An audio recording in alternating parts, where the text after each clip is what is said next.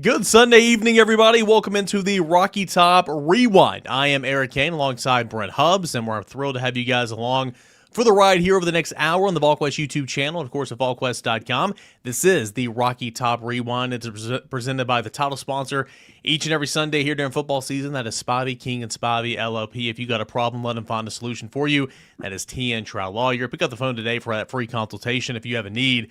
That is 423-245-4185, Spivey, King and Spivey, LLP.com as well. All right, Tennessee, a 56-24 win over UAB. Business as usual. Get in, get out, avoid the major injuries. We think Tennessee's done that unless something pops up. Tennessee had over 500 yards of total offense. Couple of plays defensively we can break down to where it was, miscommunication with some funky formations and all that. But overall, Brent Hubbs, this is exactly what the doctor ordered for a Tennessee team that lost in heartbreaking fashion, lost a game you could have won at home to Georgia the week before. Before you go on the road at SEC play at Mississippi State, you wanted to come back, handle business. You did just that, and you got that win. And now you can look forward to Mississippi State. Yeah, I mean, I think one of the staples in Josh Heupel's program is they've been ready to play, particularly at home. There's been just rare exceptions. They struggled early in the game against Austin Peay a couple of years ago. They were in a nothing game against UTEP last year at the end of one, and then we're up 4 touchdowns at the half. But for the most part, this team, this program has been ready to play against inferior opponents, and they've taken care of business early and ended games and not had kind of those ugly slogs, whatever you want to call it, type deals. So to their credit, that they did what they needed to do. I think Tim Banks made a conscious decision based on snap counts to play a lot of guys in the back end. He was clearly trying to get Sidney Walton up to speed at safety because he played the most snaps of anybody yesterday on defense. And I think that was by design. I think they were trying to get him up and going.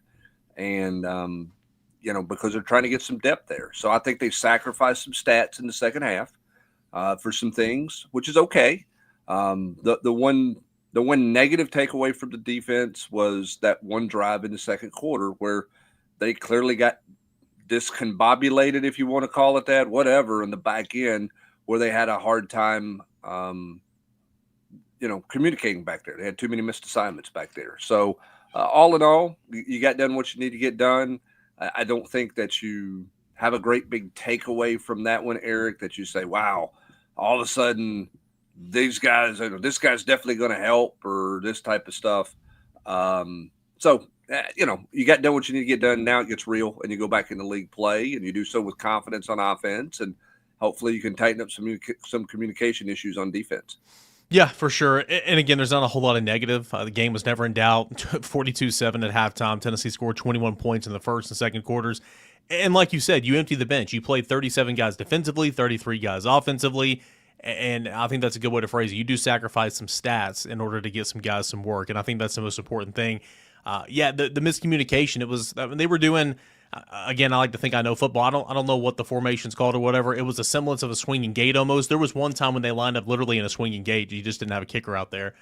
But in both times they scored that touchdown, the one in the second quarter, you're referencing the one at the end of the third quarter, miscommunication on both. The one in the second quarter with the starters on the field, the one in the third quarter, the backups and Boo Carter.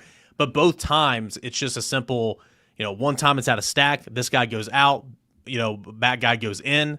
And 2 guys take on the same guy, and the other one is, the slot receiver comes out, the outside receiver runs a go, and the corner, which was Timothy Merritt, kind of froze and was watching that inside guy come out, and it was wide open. There was no safety help. So, again, what you said, clearly just miscommunication. That's something this team talked about going back to the Georgia game, how, they've got to communicate better, how they were not communicating well in that 2-point conversion. They weren't communicating well on fourth downs, and that's something you want to see this Tennessee team continue to work through, especially defensively. Offensively, though, about what you'd want, right? I mean, a team that clearly was not going to have that hiccup, clearly was not going to have that lull following a heartbreaking loss. Josh Heupel won the toss, took the football. Joey Aguilar started 6 for 6. Tennessee had explosive plays on drive 1. Tennessee had a beautiful throw from Joey Aguilar to Mike Matthews in the bucket there for touchdown number 2. Really impressed what Tennessee did offensively against an inferior team, right? Tennessee rushed for over 200 yards. Aguilar threw for over 200 yards, 3 touchdowns. A lot of good coming from the offensive end, as was expected. Yeah, my only negative for the offense is I think they made a mistake not playing George McIntyre. Yep. I think that's I think you should have found him. I don't think you needed to see Joey Aguilar to start the second half for him to have a good day. Um, I would have played George. I would have played George. That's not a and I would have played Merklinger too. I'm not saying pick one over the other, but I would have gotten both those guys in the game and got some meaningful play out of those guys because I think that if something were to happen to Joey, you're going to have to play both of them. So I think that was a mistake. Outside of that, I'm thinking it went. You got done what you needed to get done offensively. You're pretty clean for the most part, and you move on. Again, I think in the secondary, you had some miscommunication, and they've got to clean up. I've got to go look at this stat. I know of two that jumps right off the page at me, but I want to see how many times they've given up 3rd and long in zone coverage. I know they gave up one, and maybe that was the 4th down against Syracuse. They gave up a 3rd and long or a 4th and long against Syracuse in zone coverage where they ran a square in and it was open. They had a similar situation on Saturday on that second quarter drive. They read 3rd and 10. They ran a square in zone, and there was a big opening there and a big window for the quarterback to throw it into. They've got to clean this zone stuff up. Last year, they could play a lot of zone in the back end on 3rd longs and kind of rally to the sticks and tackle guys. They're letting guys in zone coverage get past the sticks into some big open windows to throw it to.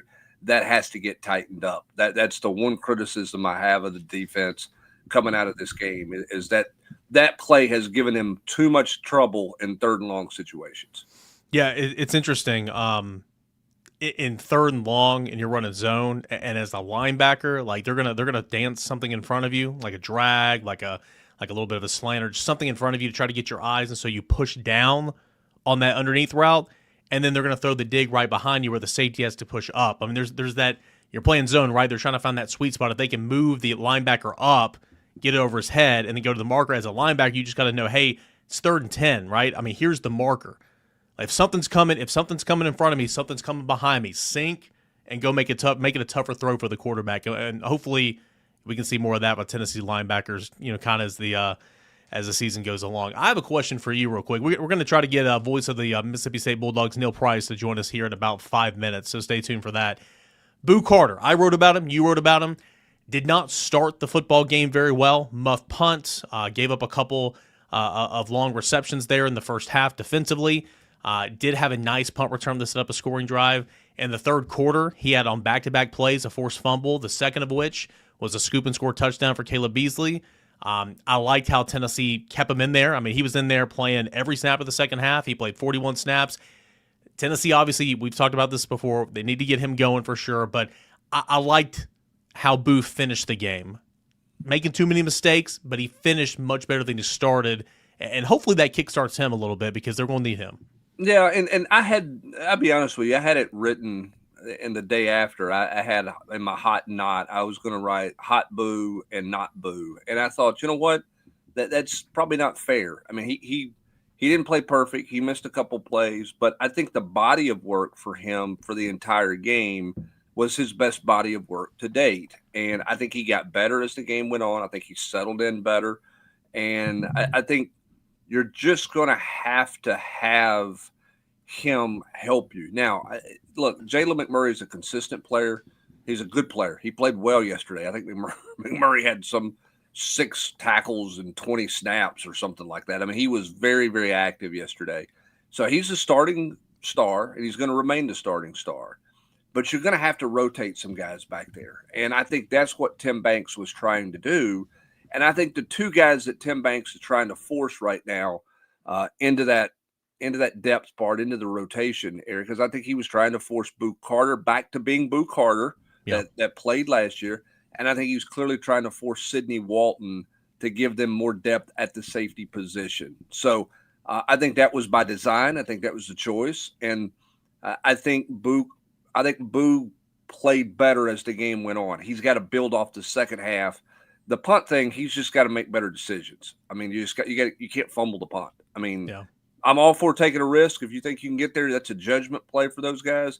But he's laid it on the ground twice the last 2 games. Can't have that. You can't do that on the road and give somebody a freebie, give somebody easy momentum. Now, he didn't lose the one against Georgia. He got back on it. But you can't have fumbled punts back there. That's just not. If you got to be a little cautious in the interim till you get your mojo back or whatever, then be more cautious. But you just can't turn it over right there, particularly with the way this offense is played. Don't give up a possession. Yeah. No doubt, forcing Sidney Walton as that fourth safety right now. Caleb Beasley got 42 snaps yesterday. It was really good to see Turrentine not play as many snaps. Farouk as well not play as many snaps.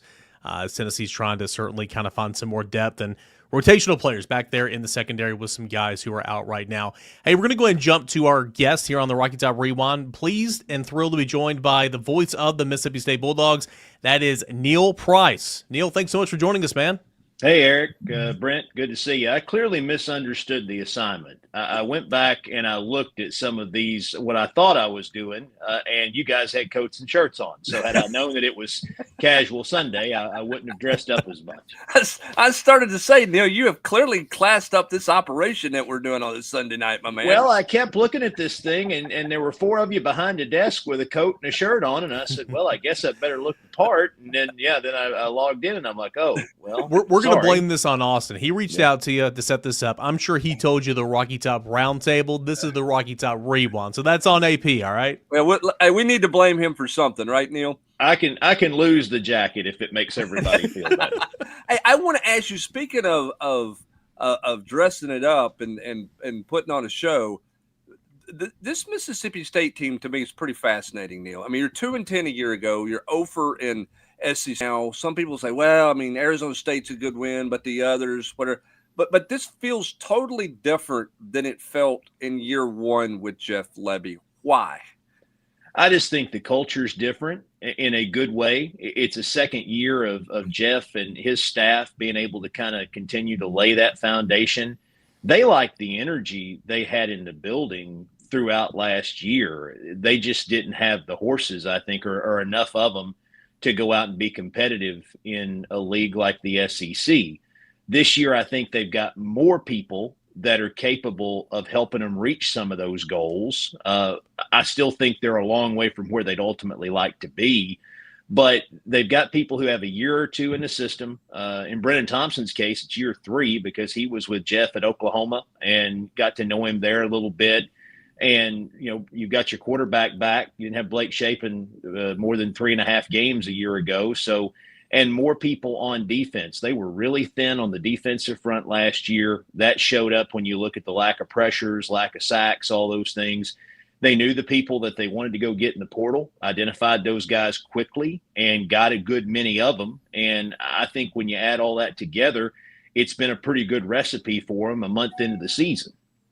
Neil, is this a team that's better offensively, or is this more about what they have built through the portal and creating an identity defensively? I think the defense probably shows up more in the numbers when you're talking about improvement. They're clearly better 4 games into the season in 2025 from where they were in 2024. Offensively, I think the improvement again goes back to having a lot of guys who are year 2 in Jeff Lebby's system. And he's talked a lot about his relationship with Blake Shapen and how, Blake used the time when he was injured last year in those last 7 games of the season, and then whatever in December and on into getting ready for spring ball. He really got in the video room, really got into the playbook, started to dig deep into the terminology, and now he understands situationally what Jeff Lebby wants him to do. And those guys are speaking the same language, is what Jeff says to me in terms of how he's trying to describe their relationship. So I think that's where the offensive improvement shows up. He's always been a guy who wanted to run the ball, use that to set up some deep shots, and then, make your plays through the air. But now I think he's got people who understand when the right times are to do that. And, hopefully it's something they can continue against a really tough SEC schedule. Yeah, Neil, you mentioned running the football, and Mississippi State so far in the early going, averaging over 200 yards on the ground. And, Davin Booth was a guy that I remember last year in this game, a young guy at the time, and was a pretty good player. He's got some help now. What has Mississippi State done to address, running the football, and how effective has this been early on? Well, the running back room is the best room on the team when you're talking about the quality of depth, the talent all of that comes together in that room. So you had Devon Booth coming back, who got the year because everybody gets an extra year now, and everybody was happy to have him. We all joked he was probably one of the biggest recruits they got during the offseason. They got to bring him back. But you had Johnny Daniels coming back too. Johnny's not played as much this year, and they probably didn't want him to have to play as much a year ago. But when you don't have that many bodies, you have to play guys a lot of snaps. So he got a lot of valuable experience, but because that room has gotten deeper this year with Fluff Bothwell coming in from South Alabama, he's been very good in the first 4 games of the year. Xavier Gayton is a guy who got some snaps last year, but clearly was the 3rd guy in that room. Now I think he has solidified himself as a guy who's going to be in that every game rotation moving forward. Seth Davis missed all last year. They got him back, another speed guy from Texas that they really like, scored his first touchdown in 2 years, a couple games back after having to sit where his knee basically got obliterated in a game against Ole Miss at the end of the year. So they've got depth there, they've got talent, and they just got to get an offensive line group to stay healthy long enough to keep in front of those guys that they can open up blocks and understand what Phil Lodeholt wants them to do. It's been 4 games with 4 different offensive line groups so far. Knock on wood, everybody seems to be healthy now, but if the same group trots out there on Saturday afternoon, it'll be the first time this year that the same offensive line group started in back-to-back games, and that's a huge part of your run game. Well, that says a lot about what your running backs have been able to do in your run game to average. I mean, you got over, 800 yards rushing, I think, 835 yards rushing, something like that in 4 games with 4 different offensive line. Says a lot about what you're getting done. I know, some of that's competition at times, Neil, but to win in Hattiesburg, Mississippi to open the season, I thought that was an important game to kind of set the deal. And then obviously beating Arizona State had to be a big shot in the arm. How much mileage do you think that there is to gain out of winning that game early to kind of set the tone for this stretch that you're getting ready to get into? Well, I don't know how it'll impact the remainder of the year because the schedule is what it is. But what I know the coaching staff hopes to get out of it is mileage and recruiting. They had every major target that they had their eyes on in the building that night, and it kind of felt like a scenario going into it where they knew they had to win the game to make the right impression and hopefully continue to build upon the foundation that they've laid here. I think when you play against a team that's got a number by its name and you have success, sure, it can help you. And when you get into this league, you're going to do that every week. I mean, there aren't many teams in this league that aren't ranked or aren't receiving votes. So I think there is some confidence there. But I think, too, when you're talking about the SEC, and due respect to Arizona State, that's a really good football team. But we're not talking about apples and oranges here. I mean, we're talking about apples and oranges here. The 16 teams in this league compared to what you see in the Big 12, compared to what you're seeing in the ACC week in and week out, I don't think that it's the same thing. So I think that you've got to find another level beyond that if you're going to have success in the back half of the year. Neil, you brought up the defense a moment ago. Last year, if my note is correct, only 5 sacks in Southeastern Conference play, 10 sacks on the year. Already 5 sacks here in the early going. Is that an area where it's been improved? Too early to know? What's Mississippi State look like getting after the passer? Well, they went out and they got a boatload of defensive ends, rush ends. That was something they identified and knew they needed to have coming out of last year. So I think part of it is there's more depth. If you look at the numbers on a lot of those guys they brought in, they were really impressive. Now, they may not have all been at a P4 school. Some of them may have been at Group of 5, but still guys who understood how to create pressure. Will Whitson was the kind of the crown, the jewel in the crown, I guess, so to speak, in that group. And they lost him for the year in that game against Arizona State. So now it's who's going to step up. Because, again, there are plenty of guys there who have proven that they can do it.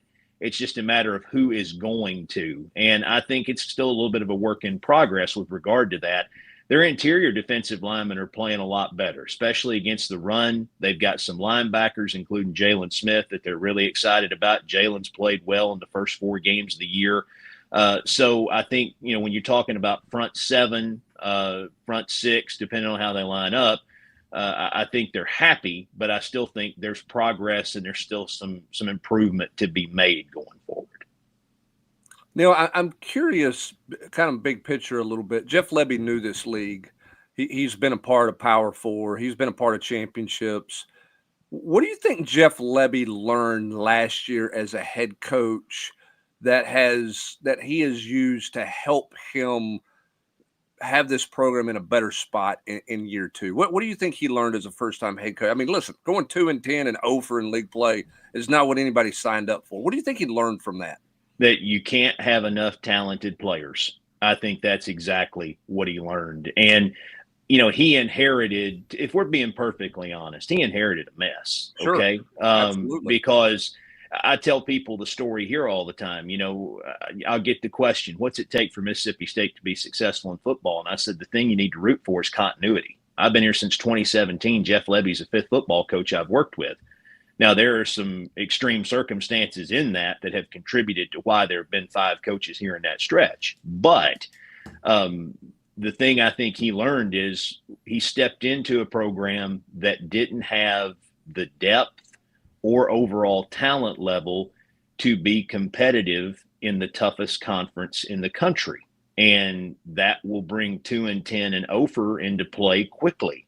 So I think that was the priority. Those guys all huddled up in the building at the end of last season and throughout the season and said, look, we got to find more people, especially on that defensive team, that can be physical, that can make plays, and where we can have some depth. And again, I think they've done a good job of moving the ball forward in all of those areas. But 1 year isn't enough to be able to put it together. You got, as coaches say, you got stacked days, you got stacked years in recruiting. You got to keep bringing guys in. You got to keep growing numbers. And I think that's the next priority. Can you have enough success to get guys to believe that, yeah, you can come here and win. You can be a winner here. You can get wherever you want to go.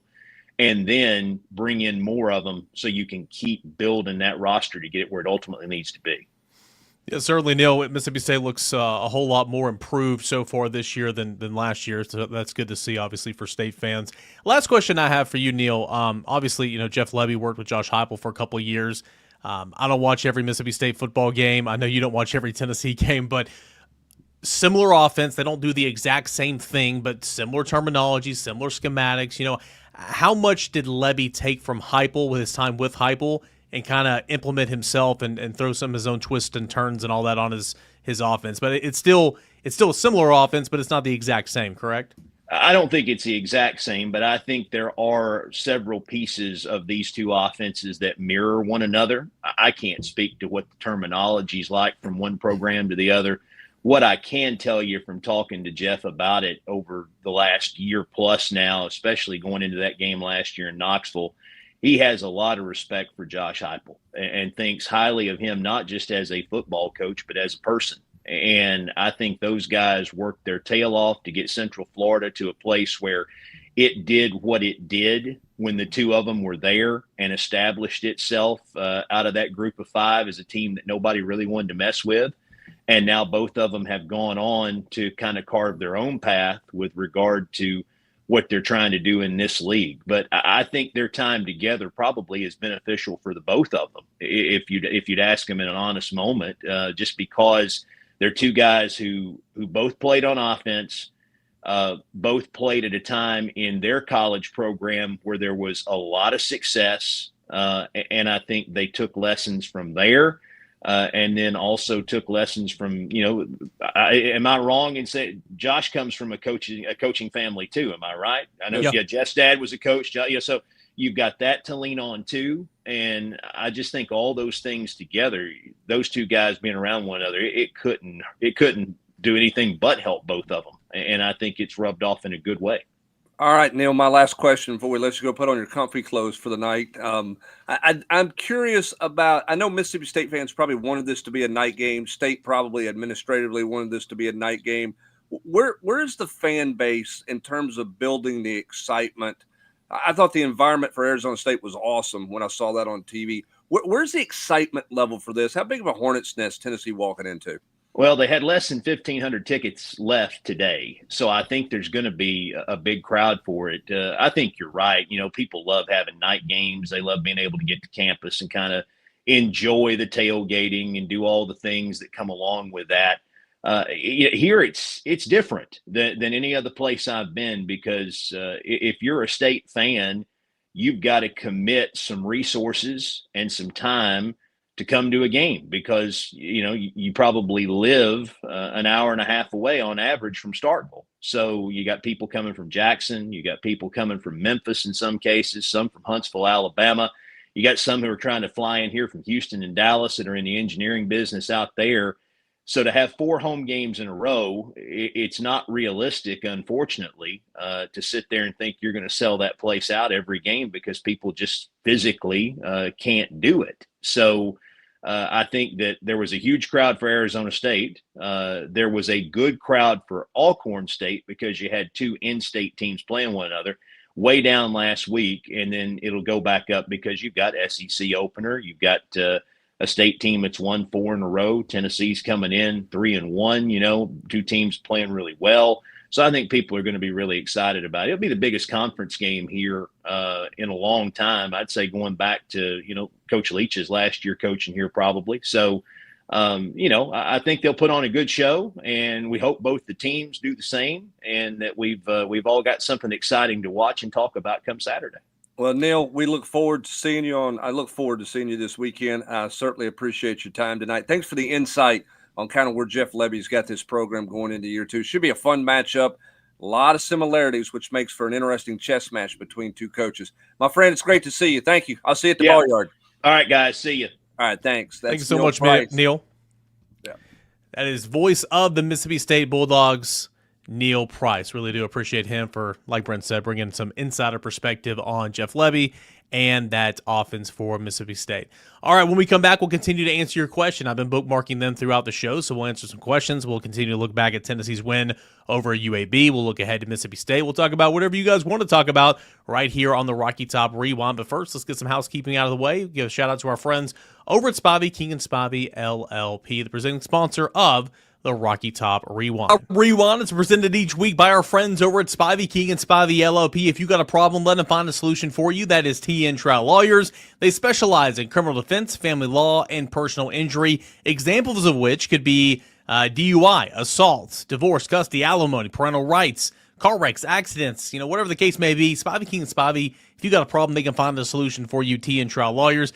Over 80 years of combined experience, Spivey, King and Spivey LLP provides representation throughout state and federal courts in Northeast Tennessee. The firm has got a vast amount of trial experience with this this partnership been in place since 2012, and they've been doing business at this location for 43 years. They've also got partners who are energized for today's modern legal demands, practicing primarily in Northeast Tennessee, the Tri-Cities of Sullivan County, as well as Hawkins County, Washington County, and surrounding areas. The firm has won multiple awards and have attorneys who are rated by super lawyers in the Mid-South with real trial experience. Whether you've been injured in a car accident, need help with a divorce, help with custody of your children, or you've been accused of a crime, Spivey, King and Spivey LLP, they can help you. Pick up the phone today and dial this number for a free consultation.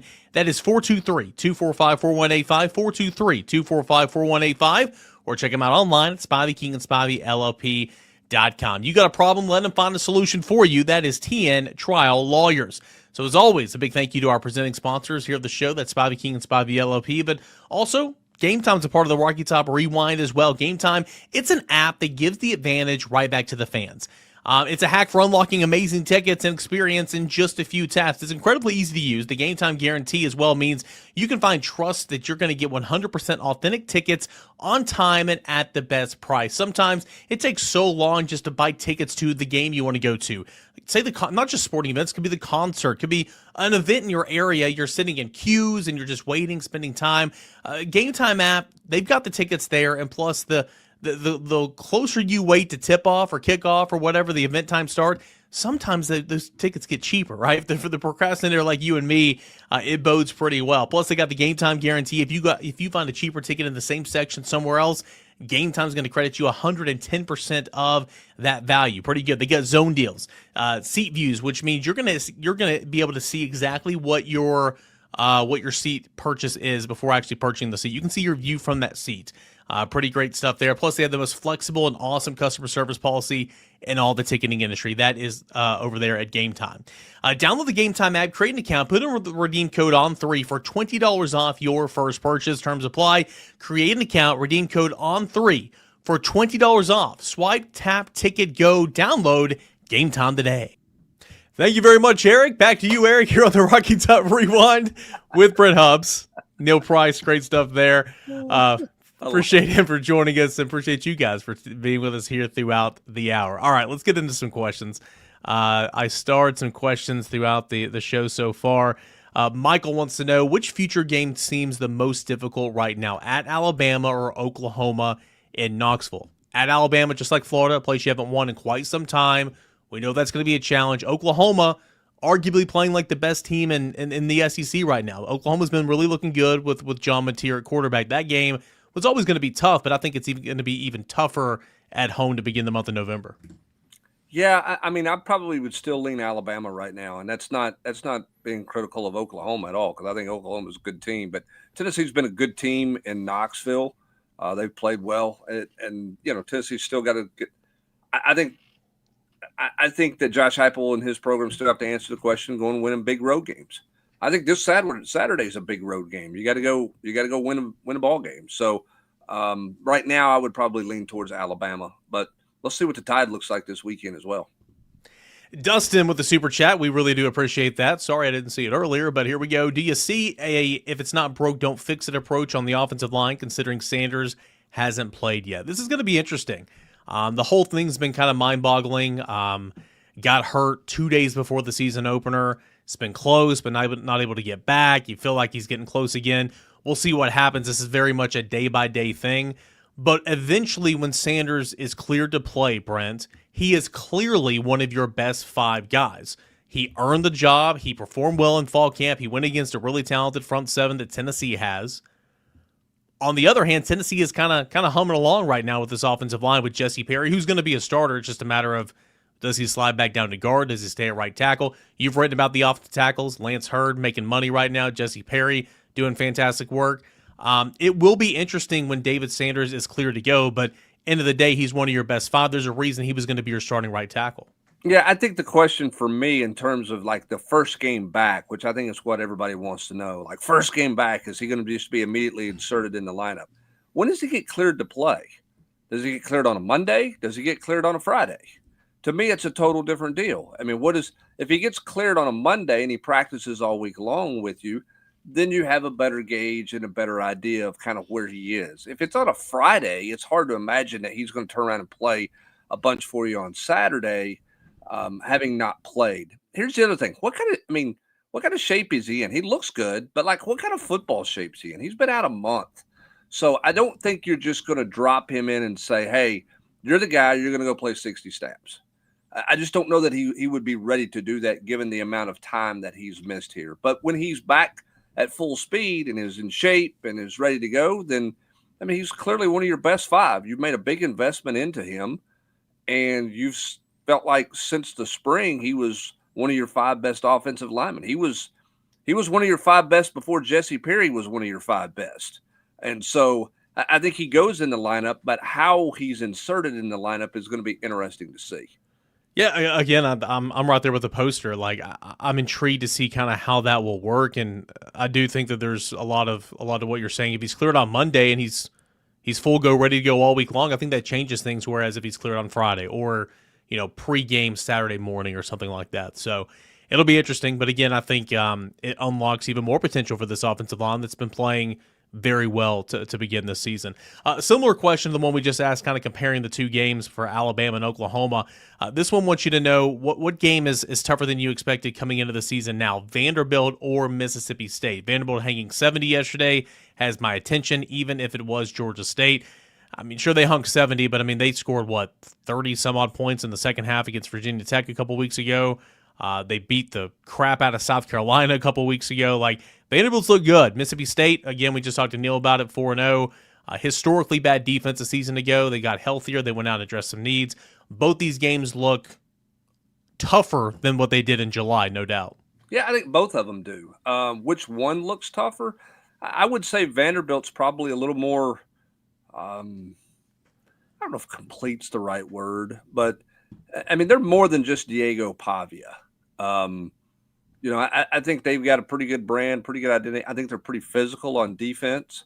Um, so, but Vanderbilt's going to be at the house, and what do they look like that late in the year after they've gone through the gauntlet of schedule that they're going to play? And obviously Mississippi State's on the road, and we just talked about the road stuff. So State is better than I thought they would be.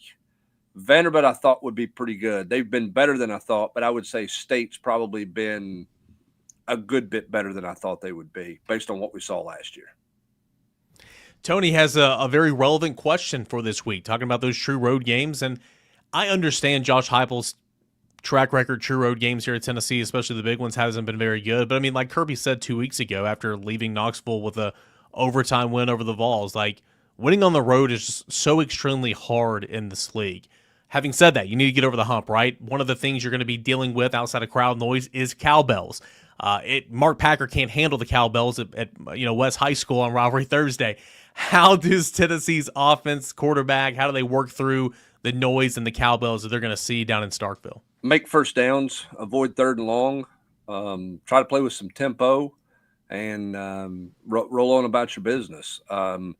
Here's the interesting thing. We all believe, and I'm at the head of this list, that one of the biggest benefits for Tennessee's offense this year has been the maturity of Joey Aguilar. He's 24 years old. I think I've only referenced it 100 times. I feel like I'm talking about Ryan Williams being 17. You keep talking about, well, Joey's 24, and that's a big difference. He's 24. He's played a lot of football. He's not played in one of these, but you're hoping the fact that he's played at Clemson, even though he didn't play great, and he's played at some venues, you hope that he is able to handle it. It's on him to settle that offense down and to get them to play the way you want. But we don't know. I mean, this offensive line has been pretty clean, particularly at the tackle spot. They've had some snap infractions, and we know Sham Umarov jumped offside, but I don't think Jesse Perry's got a penalty this year, does he? Not to my knowledge. And I don't know that Lance Hurd's got a penalty this year. I don't think so. So, I mean, it's one of those deals where can they communicate up there and play the way that they've been playing? And I think that's the tone of that starts with Joey Aguilar. Joey Aguilar's got to set the tone with his team on the road early in that game to kind of quiet some of those cowbells down. I do think it's to Tennessee's benefit that you're playing early. Now, it's not 11 o'clock like it was in Baton Rouge in 22, but playing at 3 o'clock local time is better than playing at 6:15 or 6:30 local time. And you've had this stat, and I don't see it right now, but okay, here we go. Let me correct myself. I think JB just pointed this out. I do think Jesse Perry had those penalties. He said 3 penalties in one play last week. I think he was downfield. So I do think Jesse Perry had a penalty. Go ahead. I think JB, you're right. I'd have to go back and look, but yeah, I do think he's had a penalty or two, maybe 3 on one play, as everybody says. Overall, he's played pretty clean football. He's been doing well. Mm-hmm. Tennessee started the game hot offensively. Tennessee scored 6 touchdowns in the last 7 first-quarter drives. You had a bunch of notes in the day after and in your 10 things. Tennessee's been a very fast-starting football team in the first quarter. That's how you kind of silence the crowd a little bit. You don't give them anything to cheer about, and then you'll be able to operate, kind of the efficiency of your offense. Yeah, I think the first quarter of this game is really going to be fascinating, intriguing to watch happen. Tennessee's been great, right? On both sides. They've only given up 7 points. They've scored, 90 points, 80-something, high 80s, 89 points or whatever it is in the first quarter. Mississippi State's outscored their opponents in the first quarter 55-6. So I think it's a situation where both these teams have gotten off to hot starts. Who gets off to a hot start on Saturday? Now Arizona State came back, but Mississippi State jumped all over Arizona State in that game there. So I think that the first quarter is going to be important in this game. It's important in every game, but I think for both these two teams, they feel like a hot start is a big deal. 83, the number of first quarter points scored. In 13 games last year, Tennessee scored 102 points in the first half. So in the first quarter alone in 4 games, Tennessee has scored 83 points. Joey Aguilar has thrown 12. Number of touchdown passes by Joey Aguilar in the first quarter this season. 12. Number of touchdown passes by Joey Aguilar in the first quarter of the season, the first 4 games. He's been really, really well. So any way you want to phrase it, Tennessee has certainly been getting off to a hot start. And I agree. I think the start in Starkville is going to be really, really something to pay attention to. Josh, I tell you what, whoever wrote that didn't write it with great clarity. That guy needs to go back and understand how to write some stuff. So I read that last night when I was proving this, and I was like, wait, what? And I was like, oh, I see what he's saying. And so when it clicked to me, I just moved right along. I should. Yeah, but you had to read it 4 times for it to click. So what's the deal with Jackson Moy and Hobbs? You've been keeping us updated on these injury situations. Feels like they're going to get one of them back this week probably, and then maybe have to wait on the other one after the bye week. Yeah, Moy's going to play. I think unless something happens that there's a setback this week of some kind, Moy's going to play in Starkville, Mississippi. I would be surprised if he's not. Hobbs has been hopeful for Mississippi State. I'm not as optimistic that he will be back for this one. He is progressing well. He is rehabbing. He's running. He's doing things. I don't know if he's going to be ready for this one or not. We'll see what the injury report looks like. But that might be a little bit early for him to be back. I know his goal has been to be back for this game, but it may be after the open date before he's back. But they'll get one of them for sure, and I think there's a chance they could have both of them when they return to Neyland Stadium if they don't have both of them this week. Here's my question for you from at Eric_Kane. Say you get Moy back for this game in some capacity, and say Tyree West is also back. Remember, Tyree West didn't play yesterday. Yeah, he should be back. Yeah. Do you leave Dominic Bailey at defensive tackle still? I do. I do too. I do. And here's my reason why. I think Tyree West is playing well. I think he played well against Georgia. I think that Weathersby is being solid. I think he's playing pretty well. And I think Marion Dye is coming. I agree. He's coming on. So now I'm sitting here going, all right, if I'm going to try to rotate all 4 of those guys and you're playing, let's just say you play 80 snaps. Okay. Well, I mean, are you going to get Bailey 20, Weathersby 20, West 20, and Dye 20? Or do you take and say, hey, I need Dominic Bailey inside for a few more weeks, and then we can flex him out if we need to once we get healthier. I think Bailey's held up fine inside. I think he played well in there against Georgia. I don't think it's a bad thing for his game that in his future that he's showing he can play inside in there. I think Nathan Robinson can help you, but I just think Bailey has been too effective inside, too stable for you inside to suddenly go, all right, he's completely back outside now. I think you play – I think your top 3 become Eason, Moy, and Bailey. And then when Hobbs gets back, I think that's your top 4. And then you've got Robinson as 5. And then where are you with Wallace? Where are you with Utley? Where are you with Isaiah Campbell? But I just think because of the depth you're developing at defensive end, it makes sense to leave him inside. Yeah, and you said it right there. I mean, I think you credit a lot to Tyree Weathersby. He had a great offseason. He was in line to play some. It's a true freshman, suffered that hip injury in fall camp, and then he was kind of just buried last year. Had a really good offseason, came in and is off to a good start to the season. I think Tyree West, you mentioned it, played really well against Georgia. He's flashed throughout his career. He's a senior. I mean, he's made plays. Just making sure he knows where to be and he's lined up and going out there and playing to his strengths. And I think we've seen that so far this year. But I think the emergence of Weathersby really helps in that regard. So I'm with you. I would keep, at least, for the time being, until you get all the way back to where you were supposed to be a defensive tackle, keep Bailey inside, because I think Dye is going to be a player. I'm a big fan of Weathersby, and Tyree West can certainly flash that athletic ability out there on the strong side defensive end. Well, and here's the other thing to remember. Jackson Moy being back, he's missed 3 games. Mm-hmm. I mean, he basically missed 4. He played like, 2 snaps, 3 snaps? So, what kind of football condition is he in? Yeah. So I don't think you can look at him and say, okay, we need 45 snaps out of you this week or 40 snaps. So I think that's the other reason why you got to leave Bailey in there, because I think it's going to take Moy a couple of weeks to get back in, a couple of games to get back into game shape. Just like David Sanders. I agree with that completely. Brian wants to know, hey, with an athletic punter, how have we not seen a fake attempt in the last few years? I got to be honest with you. He's been Tennessee's full-time punter since, 2022, whatever it was. I'm very surprised we haven't seen a fake from him at some point over the last couple of seasons. I'm not saying they do it a lot, but I am surprised they haven't seen that so far. But at the end of the day, if you're going to go for it on fourth down, a lot of times Josh Hopper just goes for it, right?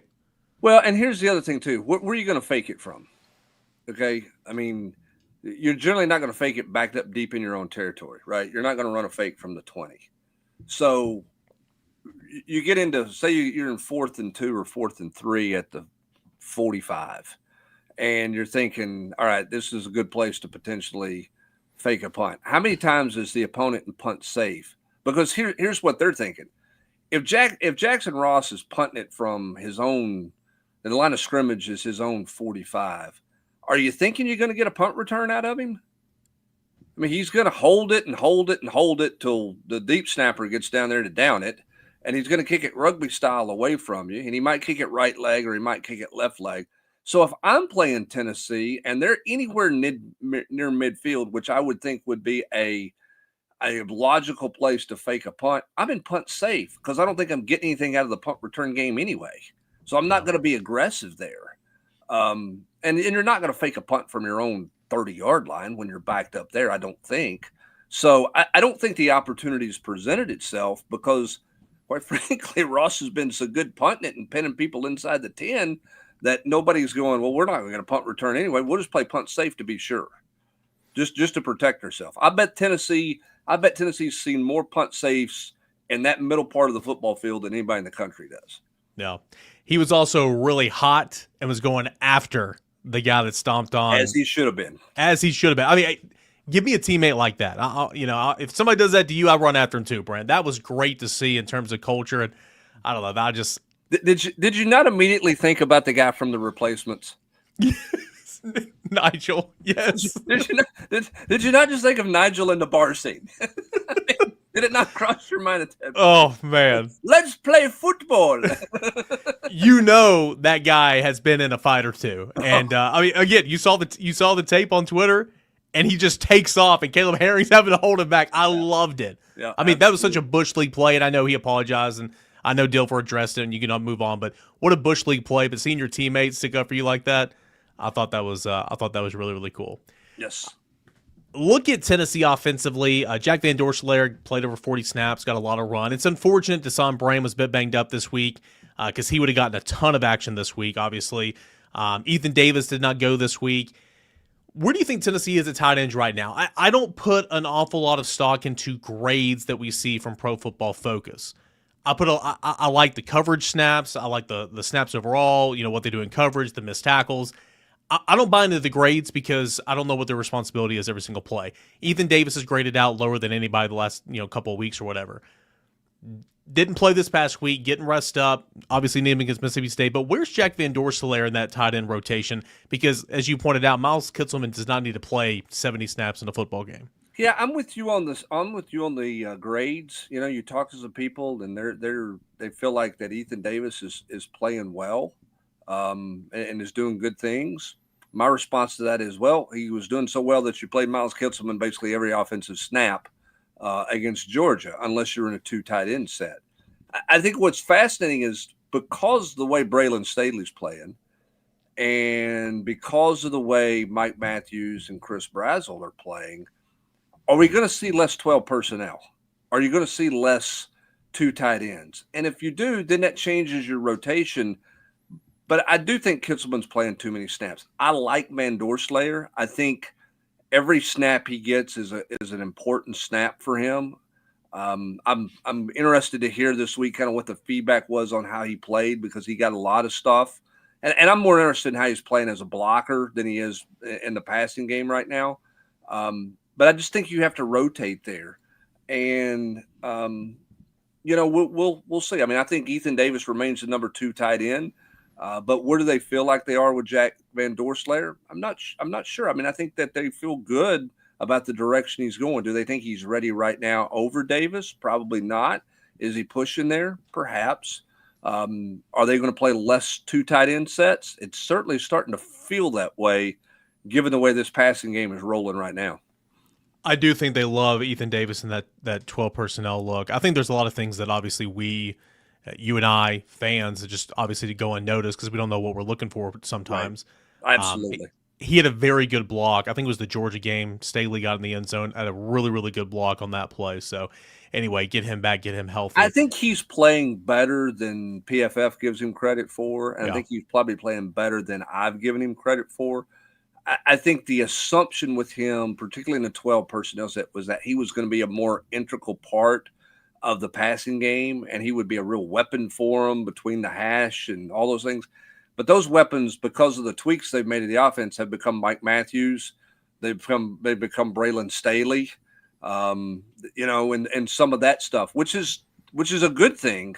It just means the opportunities for Ethan Davis have not been nearly what I thought they would be early in the season. I worry about the LBs more than any position. This is what Elber just chimes in here in the comment section. I don't think the linebackers have been particularly great to begin the year. I, like you, I want to see more Jaden Harmon. I think William Inge admitted that he should have played him some more against Georgia. He admitted that to us in the media last week. Very productive when he gets in the football game. I think, everybody's got their limitations, right? I think Spillman's played a lot of football.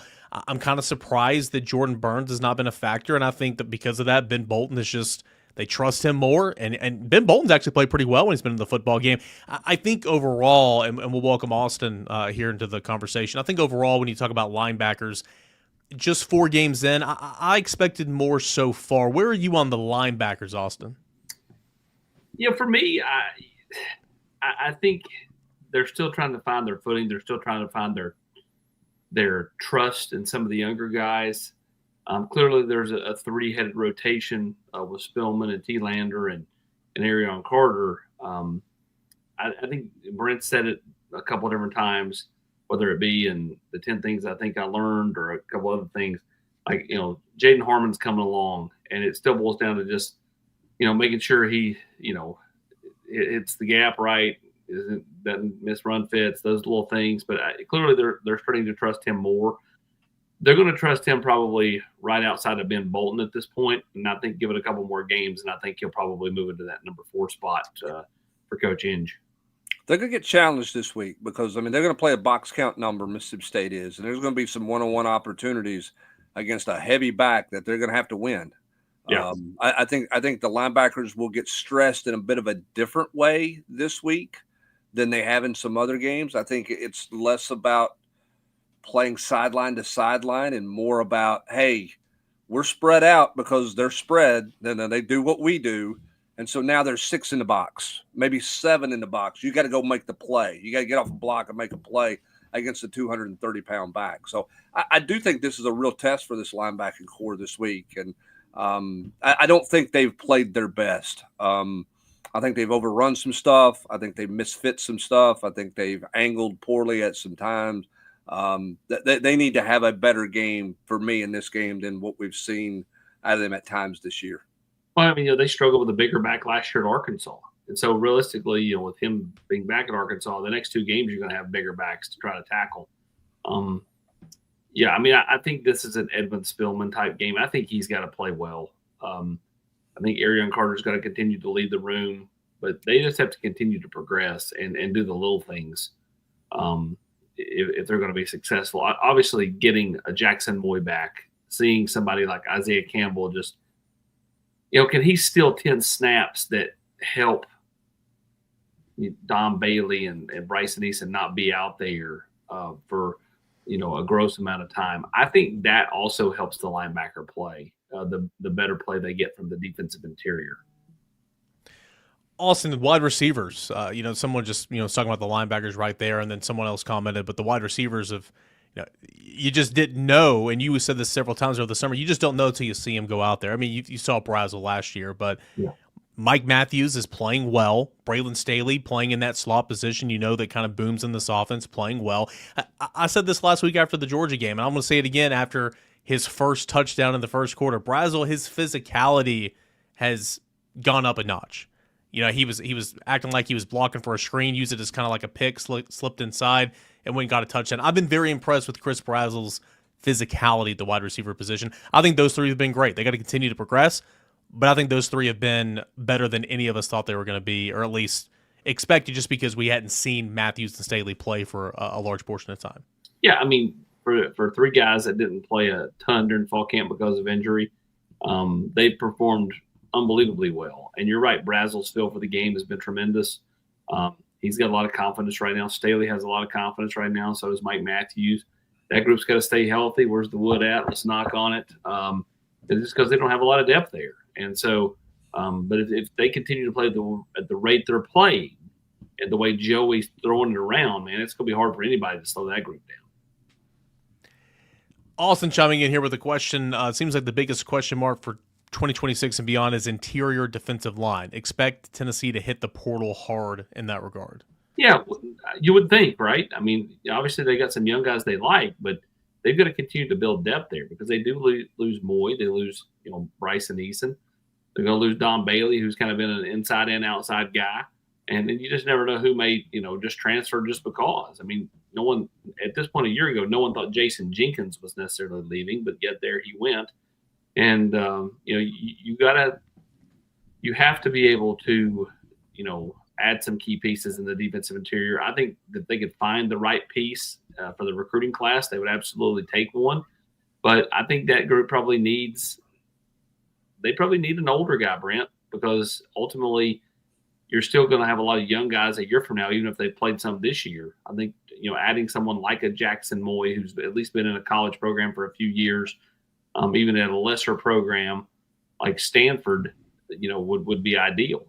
Yeah, I think you got to get a guy who's got experience and some tread on the tires in that room. Now, I think you like the future with Utley, the future with Campbell. Sure. I think Nathan Robinson you like. So I think and Hobbs, I think is a guy who's probably going to be back. So there's four guys that are you like, but I think you want at least one more.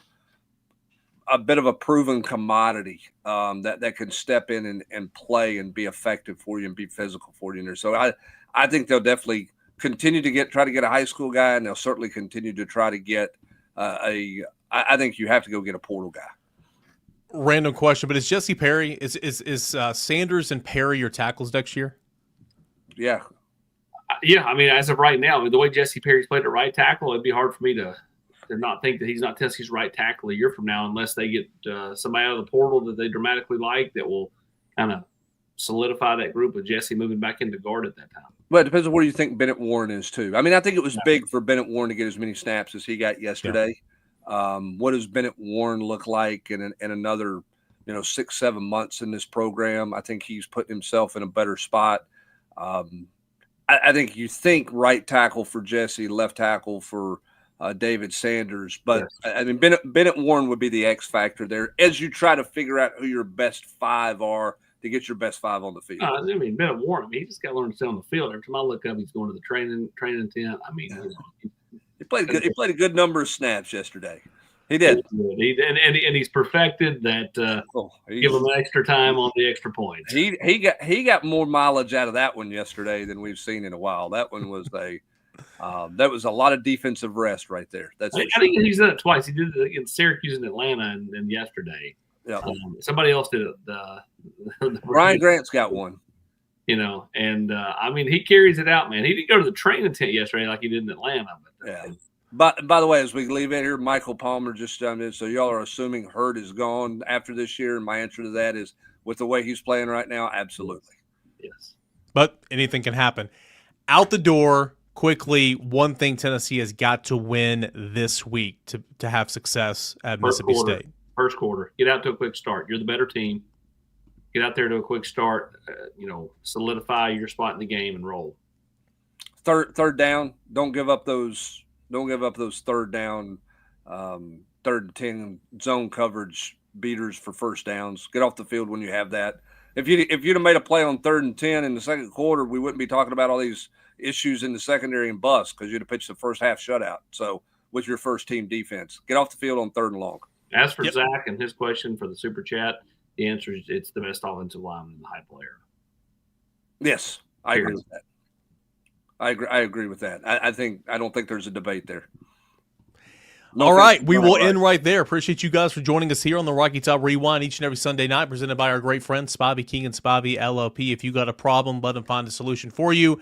That is TN Trial Lawyers. Big week coming up. First true road game, first true road test for Tennessee this season in Starkville at Mississippi State, coming up 4:15 Eastern Time on Saturday. Volquest.com will be with you every single day leading up to kickoff, during the game, reaction post-game, all that and more. Come check us out, the #1 online community of Tennessee Volunteers fans on the General's Quarters at Volquest.com. Best place to start. Link up with us now. Fall ball starting this week. Basketball media starting to kick back up a little bit. Recruiting never stops for football.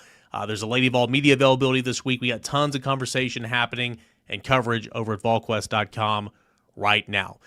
For Austin Price, Neil Price, who joined the show, big thanks to him. Brent Hubbs, I'm Eric Kane. Thank you so much for joining us here on the Rocky Top Rewind on Sunday nights.